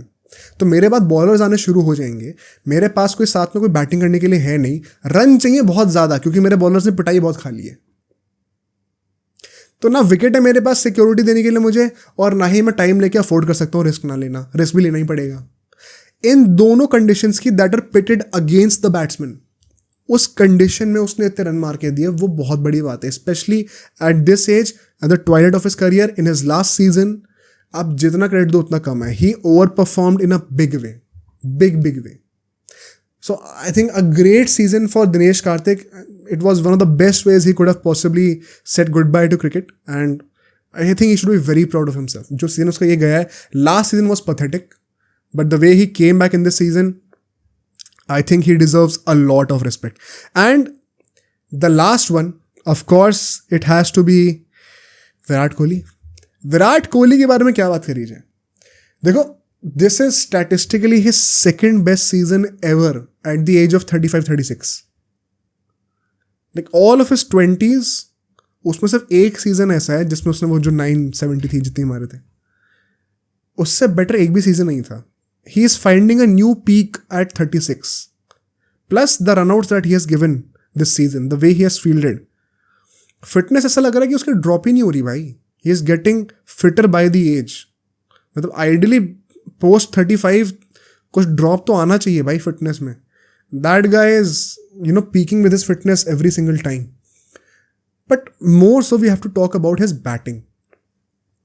Virat Kohli का first half of the season particularly strike rate पे सवाल थे, एंड हमने यहाँ पे भी डिस्कस करे उन चीज़ों को, एंड वो काफ़ी कुछ वैलिड भी था. But I think, and then came that comment on the commentary box कि आपके पास कोई हक नहीं है बोलने का ऐसे वैसे. एंड ऑल्दो विराट कोहली ने वो चीज़ पब्लिकली बोल तो दी, but I am sure he also realise कि उसके स्ट्राइक रेट के इश्यूज हो रहे हैं. That what people are saying पर maybe does make sense. And I think सबसे बड़ी जो ग्रेटनेस है ना विराट कोहली की, वो इसी बात में है. उसने इस चीज़ को एक्नॉलेज करा, भले ही पब्लिकली ना कराओ, बट उसने इस चीज़ को एक्नॉलेज करा इंटरनली, और तुरंत के तुरंत चेंज करा भाई उसको. Basically realising the problem and then turning it around. इस ये जो ड्यूरेशन है ना, जितना टाइम लगता है ये चीज़ करने में, वो इतना छोटा था कि literally from the next 1 or 2 games you started watching a completely different Virat Kohli that was still scoring the same amount of runs but at a much faster rate, and that was just absolutely crazy. This reinvention at this age, at the stage of the IPL also, जो stage पे थे उस time पे RCB हारते हुए आ रहे थे, जितनी तारीफ करो ना इस रीइन्वेंशन की उतना कम है. And I hope he stays the same for the World Cup as well. इस इंटेंट के साथ, इस स्ट्राइक रेट के साथ इतने रन बना देगा ना अगर वर्ल्ड कप में, भाई इससे ज़्यादा आप मांग ही नहीं सकते, कुछ कोई क्रिटिसिज्म कर ही नहीं सकते. I think it was an exceptional season by Virat Kohli, specially because as the season progressed he kept getting better. वो होता है ना कि पहला हाफ द सीजन अच्छा गया फिर डिप कर गया, ऐसा नहीं हुआ. ही kept getting better, he kept reinventing himself, he kept taking all the criticisms and worked on it like nobody else. वो बात मेरे लिए हाईलाइट रहेगी विराट कोहली के सीजन की तरफ से. एंड आई होप कि next season he scores even more runs भाई. मतलब 1000 रन एक बार अगर आ सकते हैं आईपीएल में तो I can expect that from Virat Kohli, और तो कोई मुझे लग नहीं रहा अभी करने वाला. So let's hope that is also broken someday, although that's bad news for bowlers. But now to sum this up, taking all the positives and the negatives in mind, I think, I'll say this once again, the RCB fans should be very proud of the team. I think the team has done a great job considering where they were at, the midpoint of the tournament, plus the abysmal, blunderous auction that they had last year. उसके बाद से अगर आप मुझे उस तक बोलते हैं ना ऑक्शन के बाद कि ये टीम प्लेऑफ्स तक आने वाली है, तो मैं कहता भाई ये तो you are getting more than you asked for. दोनों हाथों से ग्रैब कर लो इसको. तो I think all the fans should be very proud of the team, but also know कि मैनेजमेंट को कॉल आउट करना बहुत ज़रूरी है. मेगा ऑक्शन आ रहा है, बहुत बड़ा चांस है आरसीबी के पास to build a very strong team from scratch. Don't mess up your next 5 years with a pathetic auction once again. On that hopeful note, I think RCB hoping that they improve and Virat Kohli gets to win at least one title before he retires. Now let's move on to the preview for the second qualifier. This is going to be SRH versus RR. देखो जब last time ये दोनों teams भिड़ी थी IPL में, जो कि इसी season था, तो सिर्फ 1 रन का फ़र्क था, सिर्फ 1 रन का फ़र्क था. वही थोड़ा कंट्रोवर्शियल था, पॉवेल जब आउट हुआ था, एलबीडब्ल्यू हो गया था, अंपायर ने नॉट आउट दिया था, कुछ ऐसा था डिसीजन, या आउट ही था शायद, रिवर्स होता तो वो डेड बॉल मानी जाती, बहुत बकवास हुई थी. But just to show how close this game was and how close this game could be, let me make my case for this. The first I would say segment would be the pitch and the conditions. अब यहाँ पे अगर हम लोग pitch की बात करें, चेपॉक को मैच होने वाला है. बहुत इंटरेस्टिंग तरीके से हम इसको रूल ऑफ एलिमिनेशन के साथ डिड्यूस करके प्रेडिक्ट कर सकते हैं कि क्या कंडीशंस होनी चाहिए. ठीक है, सबसे बात पहली तो जो सबसे इंपॉर्टेंट बात है कि चेपॉक ने हमें दिखाया इस सीजन की they have a variety of pitches that act completely differently. There are some pitches that have such good batting purchase, whereas there are some जहाँ पे एकदम ही बॉल डेड लग रही होती है. For example the KKR game, Chennai versus KKR. तो बहुत एकदम एक्सट्रीम्स वाली पिचेस अवेलेबल हैं चेपॉक पे. कौन सी टाइप की पिच यूज़ होगी ये तो अभी हम लोग सर्टेनिटी से नहीं कह सकते, but we can still predict the nature of the wicket, मतलब रिगार्डलेस ऑफ कि कौन सी पिच यूज़ हो रही है. कैसे? 2 फैक्टर्स ऐसे हैं जो कि हर पिच पे अप्लाई होंगे. Number 1 the due factor, because due जो है पूरे ग्राउंड पे पड़ती है, सिर्फ पिच के बेसिस पे नहीं पड़ती, हवा में जो है उसके बेसिस पे पड़ती है. तो ड्यू पड़ेगी ही पड़ेगी. बॉल गीली होगी सेकेंड इनिंग्स में तो अच्छे से आएगी बैट के ऊपर. The second factor is the heat, the humidity in Chennai. इस टाइम ऑफ द ईयर पे the pitches will get dry. It is inevitable कि वो जो रॉक सॉलिड पिचेस है ना, उसके ऊपर जो थोड़ी बहुत घास होती है वो ड्राई होके डेड हो जाएगी. शायद क्रैक्स थोड़े अपीयर होने शुरू हो जाएं, just because the pitch is so dry that the soil starts breaking. And so थोड़ा स्लोइश नेचर, थोड़ा स्पिनर्स का रोल हमें आता हुआ दिख सकता है. इन दोनों फैक्टर्स का लेते हुए it is very easy to deduce कि अब अगर आप टॉस जीत रहे हो तो आंख मीच के डेफिनेटली बॉलिंग ले लेना. And let me also say this, I think Chepauk is unfortunately one of those grounds right now at this time of the year जहाँ पे टॉस एक बड़ा फैक्टर प्ले कर सकता है in determining who the winner is. Ideally ऐसा होना नहीं चाहिए एक नॉकआउट गेम में, बिकॉज आप फिर लक के ऊपर बहुत डिपेंड कर रहे हो. बट अभी तो फिलहाल यही एक माहौल तो अभी यही है, सच्चाई तो अभी यही है.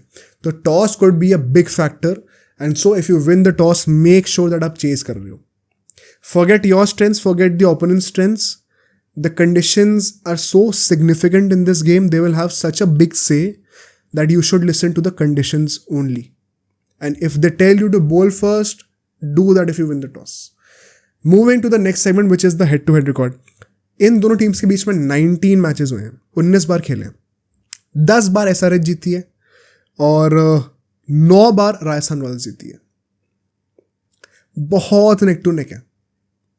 सिर्फ एक मैच का फर्क है जो कि अभी SRH जीती थी जस्ट इस season.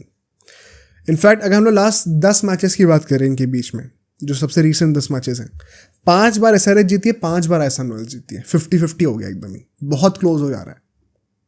It is only when you see the last 5 games, एकदम ही रिसेंट 5 गेम्स की बात करें including the one this season, वहाँ पे SRH ने 3 मैचेस जीते एंड 2 मैचेस RR ने जीते. Once again the third game that SRH has won being the one that happened this year in this season.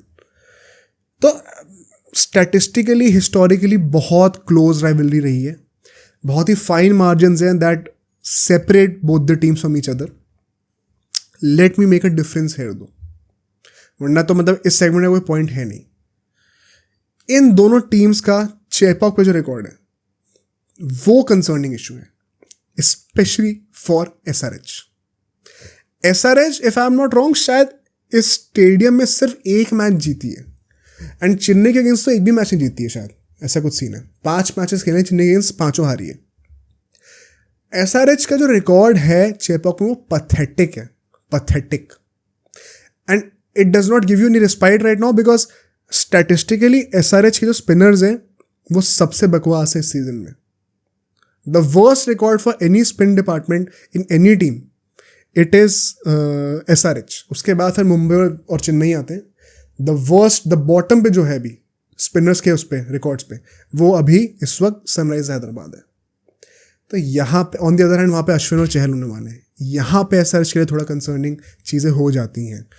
तो अब इसके ऊपर हम लोग ट्राई करते हैं थर्ड सेगमेंट पे जाने का, and let's try to make the playing 11s, let's try to see how we can fix this problem. SRH के लिए तो पर्टिकुलरली मैं कुछ चेंजेस बताने वाला हूँ जो कि I think this should be able to help them a bit. But starting with RR, ज़्यादा चेंजेस नहीं होंगे यहाँ पे। जयसवाल एंड कैडमोर ओपनिंग करेंगे। कैडमोर को I think they will still continue and perhaps it makes sense as well to not change much. Samson at 1 down, Parag at 2 down, Jurel at number 5 3 down. उसके बाद Hetmyer आ जाएंगे because now he is fit, तो वो अब continuously खेलते हुए दिखने चाहिए हमें। फिर अश्विन आएंगे एंड फिर 4 बॉलर्स हमारे होंगे, Boult, Chahal, Avesh and Sandeep. Once again impact player पे रॉबिन पॉवेल और बर्गर, इन दोनों के बीच में हम लोग स्विच करते रहेंगे। Coming to the strategy now, ऐसा क्यों होगा? बिकॉज टॉस जीत के अगर आप चेस कर रहे हो तो perhaps you will announce Powell as a starter in the team. अगर आप पहले बैटिंग कर रहे हो then go with the playing 11 that I said. अगर डीप बैटिंग की जरूरत पड़ती है तो पॉवेल को तभी ले आओ एज एन इम्पैक्ट प्लेयर, नहीं पड़ती तो you can have Burger as an extra bowler, 6th bowler. And Travis Head के against 2 left arm pacers, Boult and Burger, बहुत ज़्यादा क्रूशियल हो सकता है, तो वो टेम्पटेशन रहेगी। तो अगर RR पहले बैटिंग करती है and hopefully without the use of much batsman they can score a big total, they can have the luxury of having Nandre Burger as the 6th bowler in the second innings. बहुत बड़ा factor हो सकता है ये, could be a game defining factor also. इसके बाद the second point strategically for them would be that Jaiswal's approach against RCB, it clearly worked in favor of Rajasthan Royals. It is okay if you don't hit out with a massive strike rate, especially if you are chasing, because फिर आपको पता है ना आपको कितने run chase करने हैं। अगर रन ही 250 चाहिए तब खेलो aggressively. But if you happen to restrict the team below 200, play responsibly. Let the burden of power hitting rely on Cadmore and the guys to follow.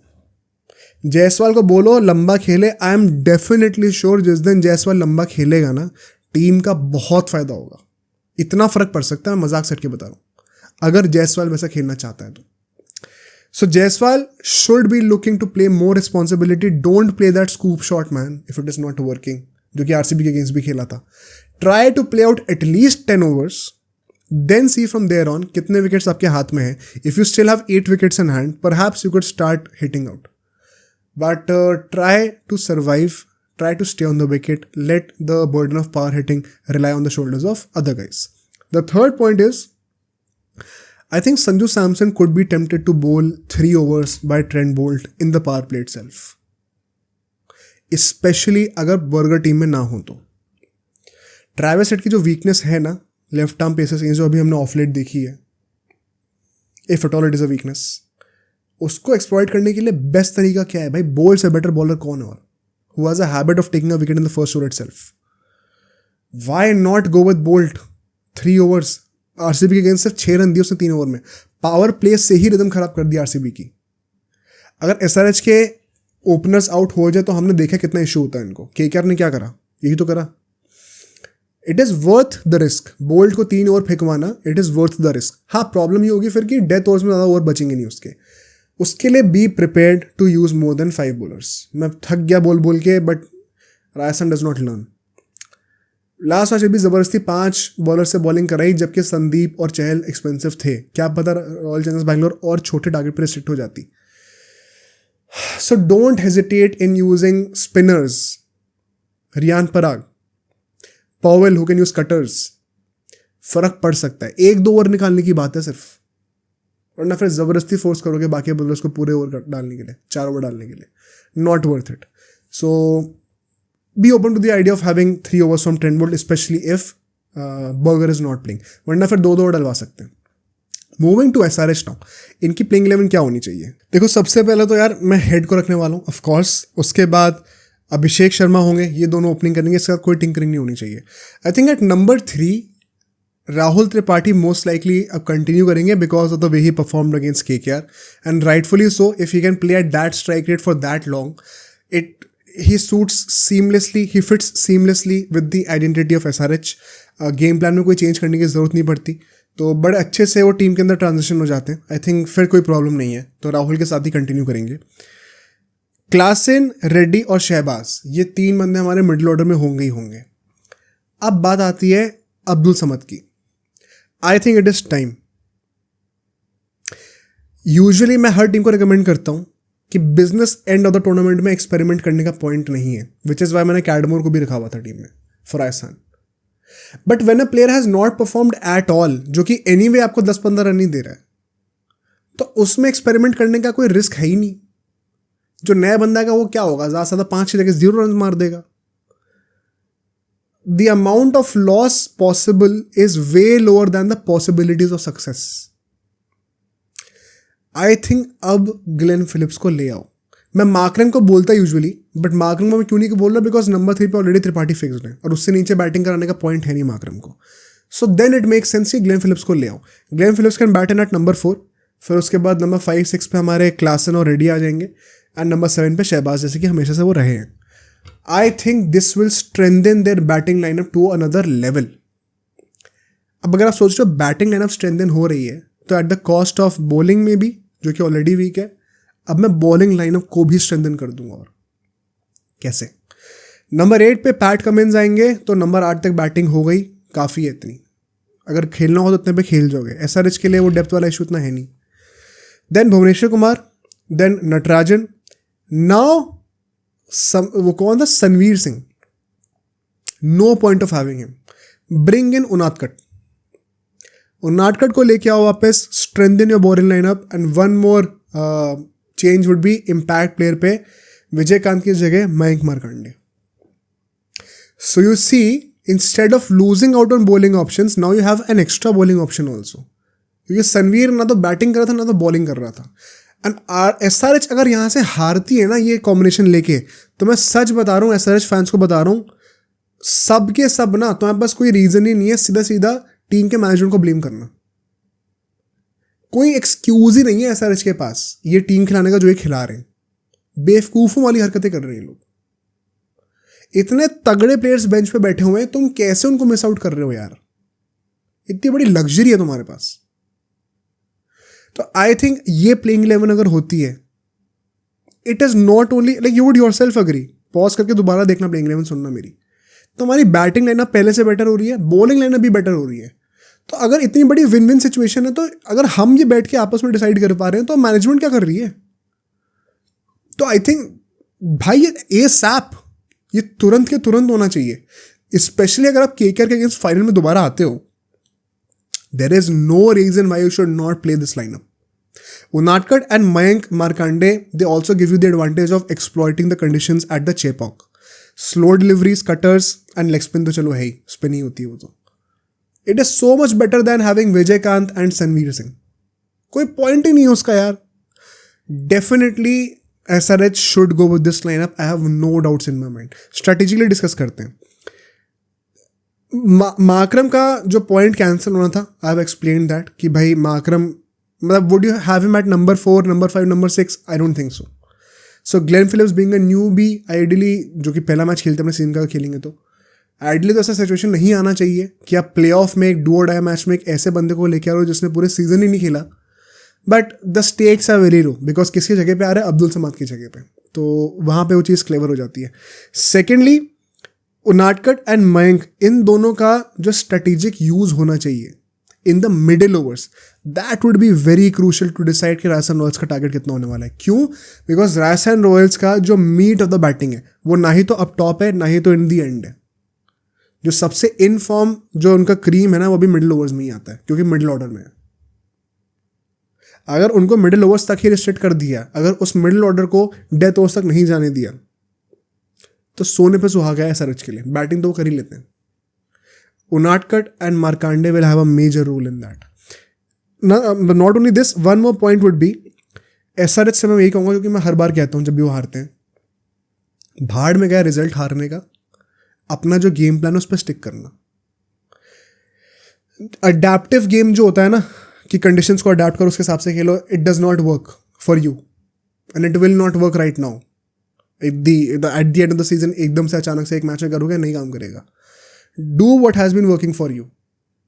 Don't worry about the conditions. If you get to bat, whenever you do, go all out. Bat the opposition out of the game. मैं कहूँगा निडर होकर खेलो, डरने की जरूरत नहीं है.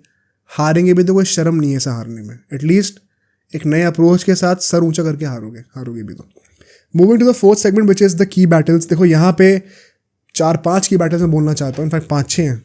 पहला तो Travis Head versus Trent Boult. मुझे लगता है कि this would be very crucial in the power play. अगर ट्रैविस हेड जल्दी आउट होता है, undue pressure on Abhishek Sharma, undue pressure on Rahul Tripathi, big chance of getting more wickets as well. गुच्छे में विकेट गिरने का चांस होता है। Travis Head is going to be a big guy and Trent Boult से बेटर और क्या हो सकता है भाई। He is giving you the best shot at getting his wicket. Very excited to see यहाँ पे क्या होता है। Next is going to be Rahul Tripathi versus Ravichandran Ashwin. I am very interested to see यहाँ पे क्या होता है। 2021 में डीसी और केकेआर का मैच होता, तब भी दोनों आमने सामने आए थे and Rahul Tripathi in general plays spin decently. Last match ही बड़ा अच्छा परफॉर्म करा। अगर वो नंबर 3 पे आके he can continue the momentum given by Rahul Tripathi by Abhishek Sharma and Travis Head, it is setting up the stage for Glenn Phillips if he plays and Klaasen perfectly, कि अब यहाँ से तुम्हारे दिमाग में इतनी क्लैरिटी कि तुम्हें सिर्फ एक जॉब करनी है, गो ऑल आउट, कुछ सोचना ही नहीं है। और the best possible way in which SRH could execute their game plan, उसमें राहुल त्रिपाठी का बहुत बड़ा हाथ हो सकता है। And Ashwin being the most in form guy, Chepauk पे खेलने वाले हैं, he is going to be the bowler to look out for clearly. Next is going to be Klaasen versus Yuzvendra Chahal, clearly because ये बहुत ही बड़ा मैचअप है ऑलरेडी। क्लासन बहुत डोमिनेट करते हैं चहल को, चहल ने सिर्फ एक बार उनको आउट करा एंड बहुत पिटाई करते हैं क्लासन मिडिल ओवर्स में। It is going to be very crucial. Chahal ने पिछले 1-2 मैचेस में रिसेंटली अपना फॉर्म थोड़ा दोबारा लाना शुरू करा है। सेम फॉर क्लासन, कौन डोमिनेट करता है, बड़ा मजा आएगा देखने में। Next Jaiswal versus Bhuvneshwar Kumar. पता है क्यों जायसवाल स्ट्रगल कर रहा है सीजन, भुवनेश्वर कुमार ने बड़ा अच्छा अपना रिसर्जेंस करा है। Fun fact is Bhuvneshwar Kumar ने आज तक जायसवाल को आईपीएल में आउट ही नहीं करा कभी। तो इस मैच में बड़ा क्रूशियल हो जाएगा। अगर जायसवाल को जल्दी आउट कर दोगे, फिर से राजस्थान की सेम प्रॉब्लम शुरू हो जाएगी। ओपनर्स मिसफायर कर गए, अब मिडिल ओवर्स में मिडिल ऑर्डर के ऊपर प्रेशर है, वो आउट हो जाएंगे तो नीचे बैटिंग की डेप्थ नहीं है, वो आउट नहीं हुए तो उसके लिए उनको थोड़ा सा टिक के खेलना पड़ेगा, तो रन कॉम्प्रोमाइज हो जाएंगे। सोचने वाली बात है। एंड भुवनेश्वर कुमार के ऊपर बहुत बड़ी रिस्पॉन्सिबिलिटी है, इस रिकॉर्ड को ओवरटर्न करना पड़ेगा। Then we'll come to Samson versus Pat Cummins, the two captains, not only in terms of captaincy but also going head to head in the 6th to the 15th over phase, जो बीच का ये middle overs का phase होता है 9 over का। Pat Cummins particularly to Samson इसलिए क्योंकि सैमसन एनीवे स्पिनर्स पे अपना विकेट नहीं दे रहा इस सीजन। उस टाइम पे Natarajan perhaps will be set for the death overs, Bhuvneshwar would be done by the power play. Responsibility मेन आएगी पैट कमिंस के ऊपर ही फिर, कि वो लीडरशिप दिखाए, अपने आप को बॉलिंग लाइनअप में डाले एंड सामने से सैमसन का विकेट लेके मिडिल ऑर्डर एक्सपोज कर देना राजस्थान रॉयल्स का। आई थिंक ये डायरेक्ट मैचअप बन सकता है यहाँ पे, सोचने वाली बात होगी once again. Then we'll have Hetmyer versus Natarajan purely for the death overs. Natarajan with his yorkers, Hetmyer a big inclusion for Rajasthan Royals after a string of losses. I think his return can make a big difference. अगर chess करें Rajasthan, this battle will become even more important. And lastly 2 special mention में देना चाहता हूँ, Riyan Parag, Nitish Reddy, because in दोनों ने last time बड़ा अच्छा खेला था जब मैच हुआ था इन दोनों के बीच का। Just that I have a feeling कि इस बार शायद जो बाकी की बैटल्स है उनका रोल थोड़ा ज़्यादा सिग्निफिकेंट रहे, but we can not ignore these guys. बहुत अच्छा इन्होंने किया था last time. So now moving to the predictions, the last segment. क्या प्रेडिक्शन है, क्या एक्सपेक्टेशन होनी चाहिए टीम से। देखो, पहला जो इंस्टिंक्ट है, जो कि अंदर एकदम से सोचो तो पहला थॉट दिमाग में क्या आता है, SRH। क्यों? Because they have built that reputation. जो एक्स फैक्टर है, जो वो पावर हिटिंग एबिलिटीज हैं, you are tempted to say SRH all the time. But then we start to dig deeper. ठीक है, Rajasthan Royals honestly looked shaky against Royal Challengers Bangalore, specially when they were batting. अब यहाँ पे catch क्या है, they were coming with a streak of 5 winless games, no wins in the past 5 games. उस downward momentum को beat करने में ही आप एक्सपेक्ट नहीं कर सकते कि तुरंत आप एकदम अपने ए गेम पे आ जाओगे। थोड़ा टाइम लगेगा कवर अप करने पे। Maybe that game against RCB was a stepping stone towards coming back to full power, which we might see getting unleashed against SRH. So the signs against RCB were promising, but it clearly showed that RR is still not at its A game, जो कि हो सकता है अभी आ जाए, and that would once again fuel more fire towards SRH कि भाई इनका चांस और बन जाएगा इसके चलते में। बेटा ट्विस्ट पता है कहाँ पे आता है? ट्विस्ट है the ground of Chepauk. I think सबसे बड़ी प्रॉब्लम यही होने वाली है। चेपॉक का जो फैक्टर है वो SRH के लिए बहुत बड़ा है। There is a reason why they genuinely have just one win at this ground in 8-10 matches जितने भी खेले। बहुत गंदा रिकॉर्ड है। प्लस राजस्थान रॉयल्स के पास जो स्पिनर्स हैं, Ashwin being the master of Chepauk, that would give a big advantage because SRH is the worst performing spin department in this IPL। I think in दो फैक्टर्स की वजह से राजस्थान रॉयल्स काफ़ी हद तक इवन आउट कर देती है बैलेंस को between the two teams, and so it gets very tough to predict कि क्या होने वाला है। I think SRH has the edge, clearly एक एज है SRH के पास, बट RR का जो स्पिन गेम है ना, एंड जो अल्टीमेटली जो पिच जिस तरीके की होगी, इट विल अल्टीमेटली डिफाइन कि स्पिनर से कितना रोल होने वाला है। अभी तो पिच देखने को मिली नहीं है, बट अगर वैसी पिच निकल के आती है जो हम एक्सपेक्ट कर रहे हैं, आई थिंक RR उस एज को काफ़ी हद तक न्यूट्रलाइज कर देगी। Ultimately what I feel is जो टीम टॉस जीतेगी वो ये मैच जीत जाएगी। जो टीम चेस कर रही होगी, आई थिंक बहुत बड़ा एडवांटेज उसको मिल जाएगा। SRH के एडवांटेजेस की हमने बात करी, RR के एडवांटेजेस की बात करी, सब पानी में निकल जाएगा अगर जो दूसरी टीम है वो टॉस जीत के बॉलिंग कर ले तो। इतना बड़ा एडवांटेज है टॉस जीतना कि सारे एडवांटेजेस को आउट नंबर कर देगा वो सिर्फ एक चीज़। तो आई थिंक टॉस बहुत बड़ा फैक्टर प्ले करने वाला है। आई एम सेइंग एज थोड़ी SRH के पास है, but toss will dictate the winner.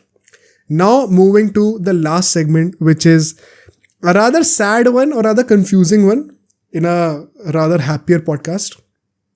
It is going to be Hansi Flick coming to Barcelona at the cost of Xavi. Is that so? Is it happening? देखो, हमने अभी recently चावी की बात करी थी जब न्यूज़ आई थी कि चावी रुकने वाले, एंड मैंने एक बहुत डिटेल्ड एनालिसिस निकाली थी।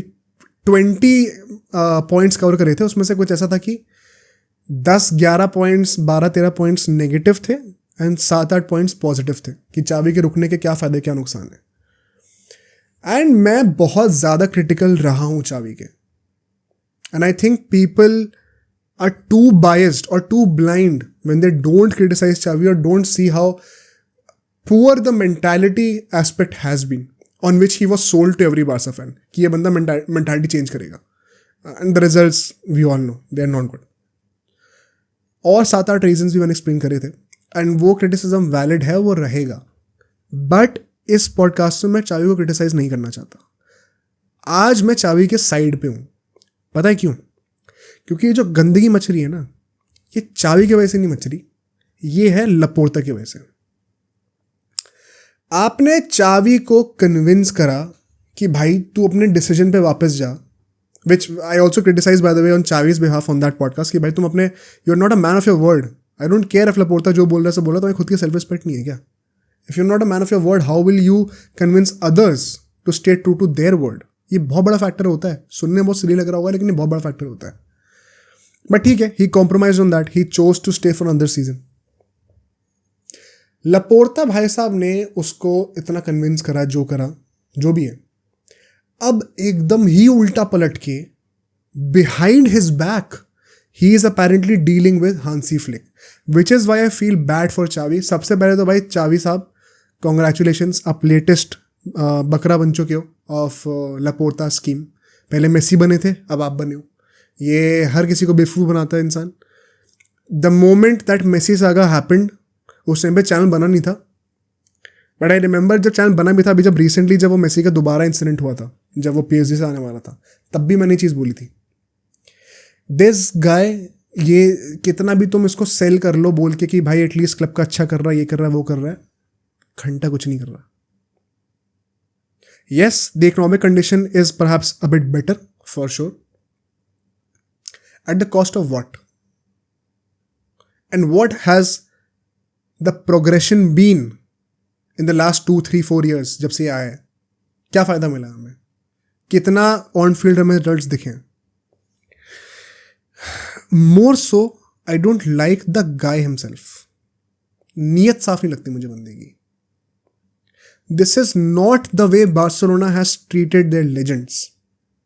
चाहे वो मेसी की बात कर लो, चाहे आप चावी की बात कर लो।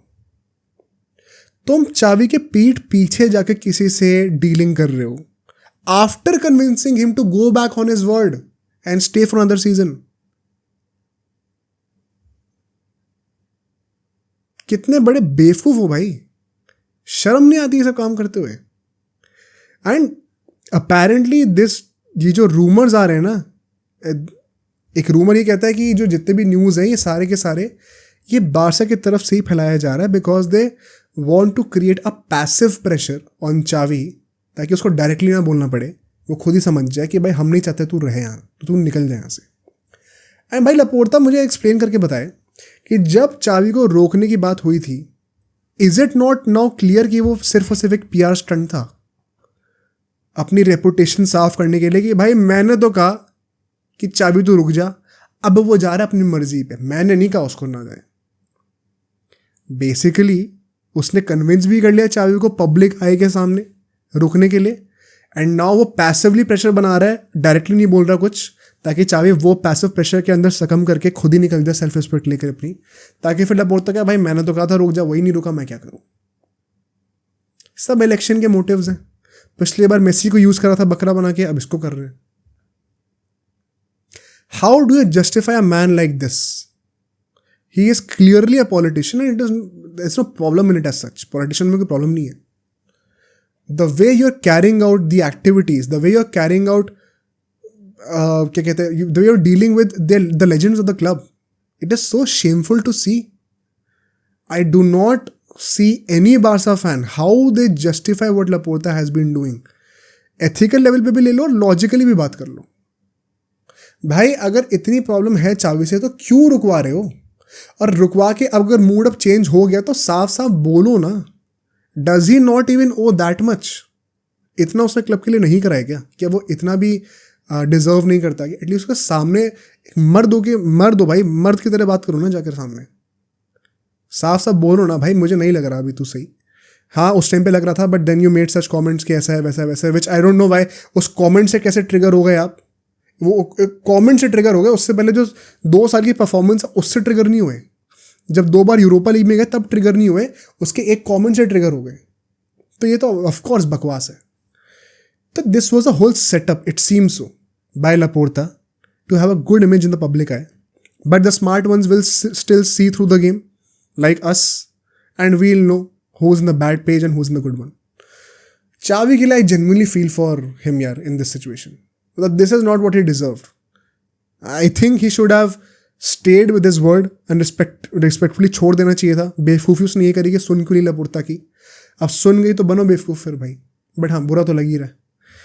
अगर हांसी फ्लिक के साथ डीलिंग आप लंदन जाके कर रहे हो, जो कि रूमर्स है कि डेको वगैरह गए थे, मीटिंग करी थी, ये करी थी, अपेरेंटली हांसी फ्लिक ने हाँ भी कर दिया एंड गीदो रोड्रिगेज की साइनिंग भी कंफर्म कर दिया कि भाई इसको भी लेके आ रहा हूँ मैं साथ में, इसको भी साइन करना है एज अ CDM।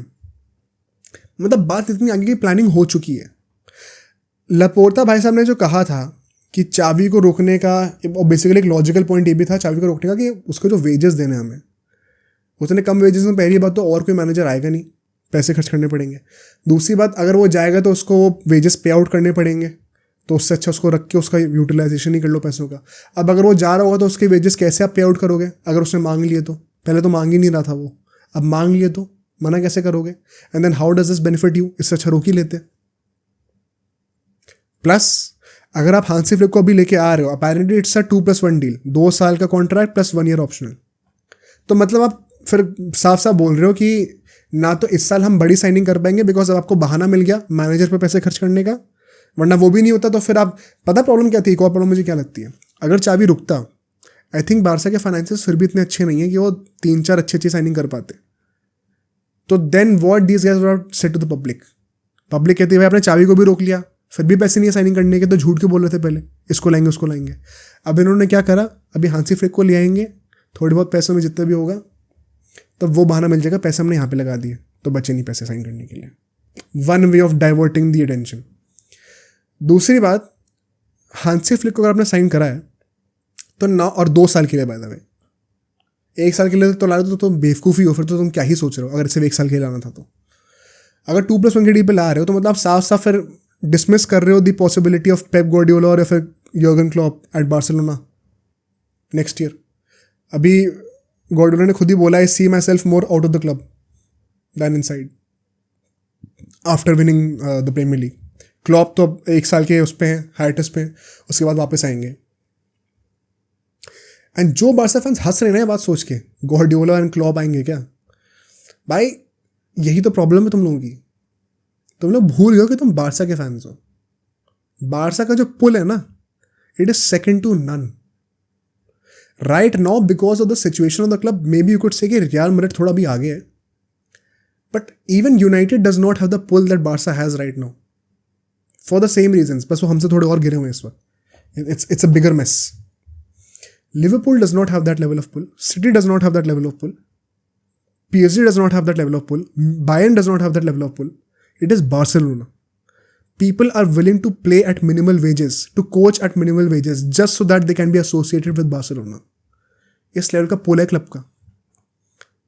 तो जो तुम हंस रहे हो ना अगर इस बात पे कि क्लॉप और गार्डियोला कहाँ से आ जाएंगे, बेटा सब आएंगे अगर तुम सही से नेगोशिएट करोगे तो। But with Hansi Flick signing आपने सबको एकदम डिसरिगार्ड ही कर दिया है। तो क्या पॉइंट था ये सारे डिस्कशंस का जो हम इतने टाइम से करते हुए आ रहे हैं। हांसी फ्लिक के आने से कोई पॉजिटिव दिख रहा है अभी? एक ही पॉजिटिव दिख रहा है कि हाँ हमें इसी साल गोइंग फॉरवर्ड, जो कि मैं one of the reasons why I was pro Hansi Flick until I got to know कि भाई अभी क्लॉप ने पब्लिक कर दिया, जब तो उसे पब्लिक कर दिया था कि अगले साल मैं एक साल का ब्रेक ले रहा हूँ फिर आई रिटर्न टू द जॉब, तब हमें एकदम से लगा था कि हाँ चलो फिर 1 साल के लिए चावी को रोक सकते हैं। बट जब तक ये पॉसिबिलिटी ओपन ही नहीं थी कि गार्डियोला एंड क्लॉप आ सकते हैं किसी और क्लब में, तब तक I was very pro the fact कि चावी को निकालो इस season. He is not the guy who would give us the ultimate glory, he could be a stepping stone towards that ultimate goal, but he is not the ultimate goal. And Hansi Flick को लेके आओ just share for the share mentality, forget the tactics, forget the players. मुझे एक ऐसा manager चाहिए जो कि लाठी मार के रखे ना प्लेयर्स के ऊपर, उससे बेटर कुछ नहीं भी बार्सिलोना के लिए। कोई घंटा फर्क नहीं पड़ता, तुम कोई भी प्लेयर्स लेके आ जाओ, अगर वो मेंटली वीक है ना तो वो नहीं जीतेंगे। Madrid did not have their best squad, it was not better than real अपना मैन सिटी, उतनी डेप्थ भी नहीं थी। क्यों हरा दिया उनको? बस मेंटालिटी का ही तो गेम है। सबसे इंपॉर्टेंट मेंटालिटी है, किसी भी फुटबॉलर से पूछना, किसी भी प्रोफेशनल से पूछना, किसी भी स्पोर्ट के। बार्सा का सबसे बड़ा इशू भी वही है।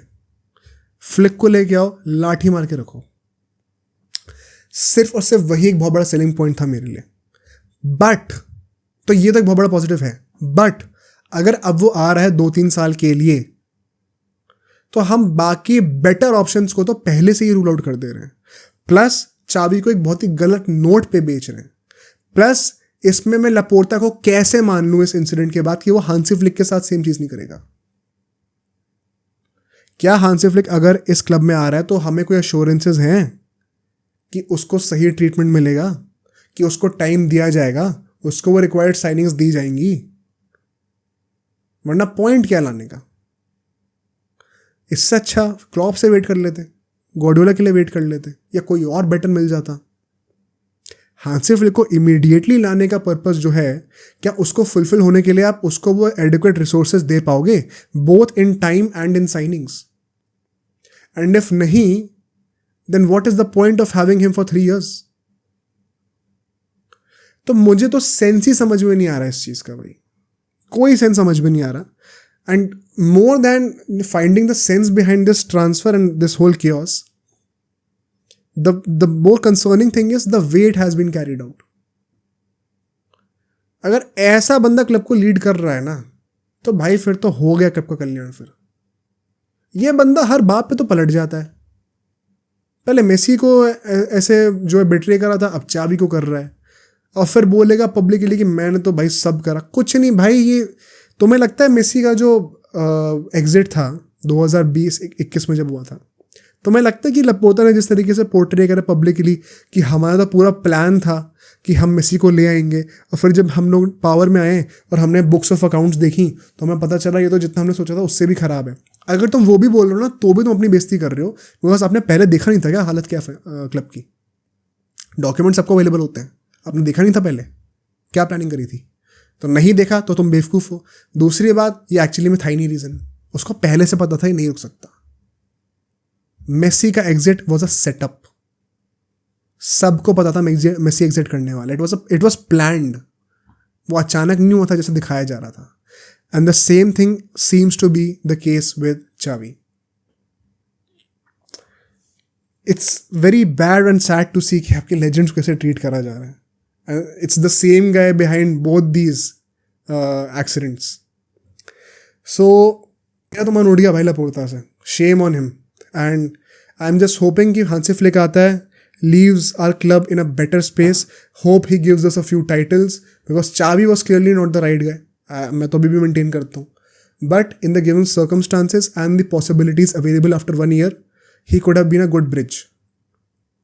अब तुम उसको भी तोड़ रहे हो और गलत तरीके से तोड़ रहे हो, पता नहीं क्या होने वाला है क्लब का भाई। We'll have more discussions on this as we get more news, as we get more updates. But for now, I think I'll end the podcast. Hope you all enjoyed it. पसंद आया podcast तो please make sure to like this video, subscribe कर दो channel पे। And हमारे 2 और channels भी हैं। सेकंड चैनल है ब्रो स्पोर्ट्स क्लिप्स के नाम से, जहाँ पे हम लोग इसी पॉडकास्ट की छोटी छोटी क्लिप्स डालते हैं। एंड थर्ड चैनल है ब्रो स्पोर्ट्स लाइव के नाम से, जहाँ पे हम लोग लाइव स्ट्रीमिंग कर रहे होते हैं। सो मैचेस के वॉच अलॉन्ग्स होते हैं, डिस्कशंस होते हैं, सब होता है वहाँ पे। तो तीनों चैनल्स को सब्सक्राइब करिए ब्रो स्पोर्ट्स की फैमिली में। एंड अगला पॉडकास्ट जो आपको ज़रूर देखना चाहिए इस चैनल से, वो आपको यहाँ पे दिख जाएगा, वो भी देखिए, उसको भी रेट करिए, वहाँ पे जाके बताइए हमें कि वो पॉडकास्ट आपको कैसा लगा।